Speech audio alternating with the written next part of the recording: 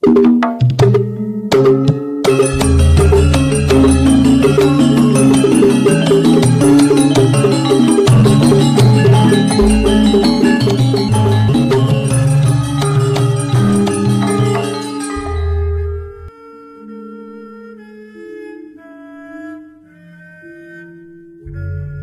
Ibu, para kadang kinasih simbah-simbah lan adik-adik, para rama suster bruder berkah dalem Gusti. Sugeng rawuh wonten ing PDSK channel menika.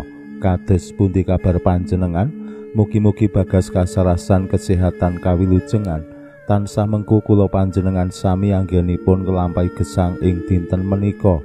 Lan mugi-mugi lumantar panglimbang basa Jawi wawasan Injil kula panjenengan sansaya saged nggayuh iman kapitadosan ingkang leres lan mantep. Langkung-langkung anggenipun kula panjenengan sansaya pitados ing Gusti, bilih Gusti Yesus menika utusaning Allah ingkang ngasta kawilujengan dalem Allah marang donya kanggo umat manungsa.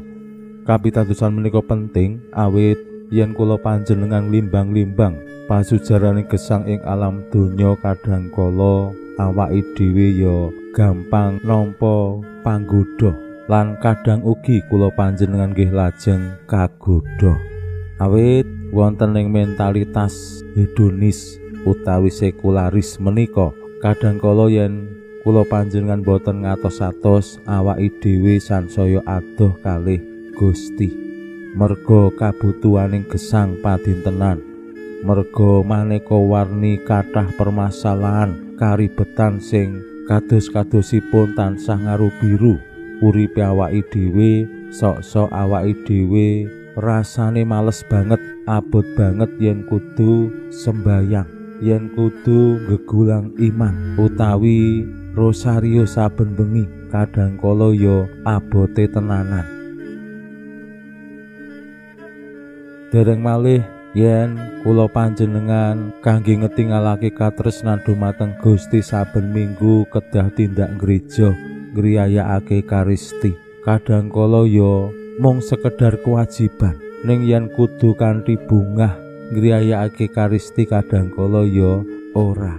Menapa malih yen kula panjenengan tingali sak lingkungan, sak wilayah, sak paroki sing nderek misa minggu menika kula yakin nggih boten sedaya sak lingkungan ngoten niku nggih mesti ana wae sing ora tau misa saben minggu ngakune Katolik ning blas nderek kegiatan lingkungan umpamane rosario lingkungan menika ya mesti ana wae sing ora rawuh. Menika dados salah setunggal tantangan bilih pitados ing Gusti lajeng tansah yakin bilih Gusti menika juru wilujeng boten gampil wonten ing kanyataaning urip padinan kangge mijakaken wekdal kagem Gusti mbuh kuwi misa sembayang pribadi utawi kegiatan lingkungan kadangkala ya awake dhewe eman. Lumantar waosan Injil dinten menika Gusti Yesus paring pitedah dumateng para murid dalem ingkang pitados bilih Gusti Yesus menika utusaning Allah ingkang bakal asung kawilujengan ning Gusti ngemutaken para murid. Kapitadosan menika kedah kinanten kasetyan. Para murid ing sakmangke bakal buyar sumebar rikala Gusti Yesus dicepeng lajeng diadili lan ngadepi kasangsaran seda sinalip. Para murid do ambyar. Menika tantanganing iman kapitadosan. Pramila monggo kita pirengaken sabda dalem Gusti ing dinten menika lan kita wiwiti kanthi sembahyang sawetawis. Konjo ing asma dalem Hyang Rama saha Hyang Putra tuwin Hyang Roh Suci. Amin. Suwawi sami munjuk Gusti Yesus sabda dalem Hyang Rama ingkang sampun manjalma mugi karsa ngandika dhateng kawula wonten ing asepen ing telenging manah kawula KBKO kegiatan lan panglipur ingkang manjing ing sabda dalem kapenuwana kawula mawi ro ing kawicaksanan dalem mugi-mugi srana anggen kawula maos lan mirengaken sabda dalem kawula sansaya nunggil ing sampeyan dalem. Amin. Waosan Injil kapetik saking Injil Yohanes bab 16 ayat 29 ngantos dumugi 33. Nalika samono para murid matur marang Gusti Yesus. Sakmangke Gusti ngandika kanthi blak-blakan lan boten ngagem pasemon malih. Sakmangke kula sami mangertos bilih Gusti uninga ing samudayanipun lan boten perlu wonten ingkang niti priksa malih. Kula sami pitados Gusti menika asal saking Allah. Gusti Yesus paring wangsulan. Apa kowe saiki ngandel? Ngertiya bakal tekan titi mangsane, malah saiki wis tumeka. Kowe padha buyar menyang endi-endi lan aku kok tinggal ijen. Ewadene aku ora ijen, awit Hyang Rama nunggal ing aku. Kabeh iku dak kandhakake supaya kowe nemu tentrem ing aku. Mbok menawa ana ing donya kowe ngalami lara lapa, nanging ngandela aku wis ngalahake donya. Makaten sabda dalem Gusti. Suawi sami munjuk Gusti, kawula munjuk sembah nuwun karana sabda dalem dadosa obor ingkang madangi margining gesang kawula. Katuntuna kawula sageta sabda dalem menika numusi manah ngantos tansah ngrembaka kangge nggayuh gesang ing swarga. Amin.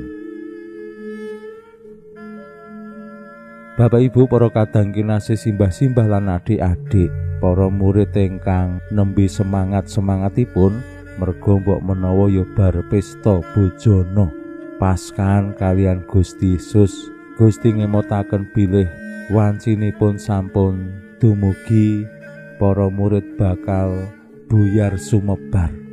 Menika ketingal ing sakmangke rikala Gusti Yesus ngajak para murid wonten ing Getsemani lan Gusti Yesus dicepeng. Para murid lajeng sami melajar. Lan boten namung menika, rikala Gusti Yesus lajeng seda sinalib wungu mulya, para murid nggih dicariyosaken Injil sami wangsul wonten ing asalipun piyambak-piyambak. Menika ngetingalake bilih menapa sing dingendikake Gusti Yesus kala wau, aku kok tinggal ijen. Amargi para murid nembe ngalami panggoda apa sing dadi pangarep-arepe biyen. Gusti Yesus dadi tokoh sing luar biasa, sing populer, sing viral. Lajeng para murid bisa ndompleng kamulyan ning pranyata beda karo sing dadi pangarep-arepe. Para murid sami kuciwa, sami patah hati saengga lajeng wangsul ing asalipun piyambak-piyambak. Wonten ing gesang kula panjenengan ing jaman menika kadhangkala nggih yen awake dhewe tanda kutip rumangsa kuciwa kalih Gusti, awake dhewe ya terus nilar Gusti. Arep misa ya wegah, mending nyambut gawe, mending nglampahi apa sing dadi karepe awake dhewe. Awake dhewe ya kadhangkala mutung kalian Gusti yen ngadepi maneka warni kekecewaaning gesang. Mbuh kuciwa merga uripe awake dhewe, mbuh kuciwa merga ramane, penguruse lan sapanunggalane, saengga awake dhewe ora bisa setya. Nderek Gusti kanthi setya lan pitados sing panjenengane temtu boten amargi rupa. Yen kula mbayangke awake dhewe menika kadhangkala le tresna karo Gusti, le setya karo Gusti ki nek rupane isih ayu, isih bagus, isih enom, isih sesuai ekspektasine awake dhewe. Ning rikala wis ora sesuai, wis ora bagus meneh, wis ora ayu meneh, wis ora sugih meneh umpamane, wis ora lancar-lancar wae hubungane, terus kekecewaan langkung urip ana ing atine awake dhewe ya terus nebih nilar Gusti.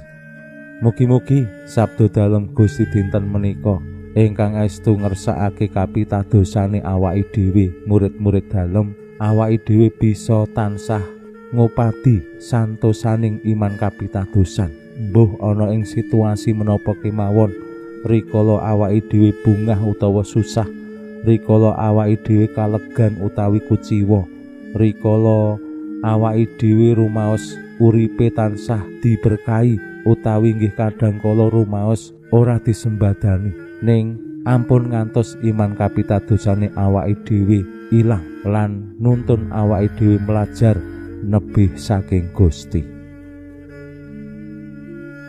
Mugi-mugi Gusti ingkang tansah ngreksa gesang kula panjenengan, tansah nuntun kula panjenengan ing bungah susahing gesang nuju dumateng kawilujengan.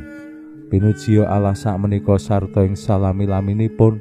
Salam sehat, salam bahagia, salam katentreman. Lan mugi-mugi lumantar panglimbang dinten menika kula panjenengan tansah jinangkung ing berkah dalem Gusti ingkang Maha Kuwasa, Yang Rama, so Yang Putra, tuwin Yang Roh Suci. Amin.